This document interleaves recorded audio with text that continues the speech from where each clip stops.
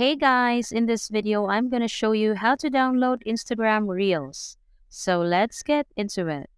First of all, open Instagram and choose the reel you want to download. Copy the link of the reel that you want to download. Then go ahead and open Google Chrome. Search for Save Insta. Open the site and tap on the Reels tab. Now all you have to do is put the link you have copied and click Download.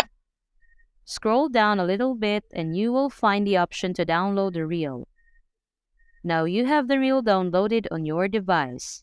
So that's all for this video, guys. If this video was helpful, please give us a like. And don't forget to subscribe to our channel so you don't miss out our new uploads. Thanks for watching and I will see you in the next one.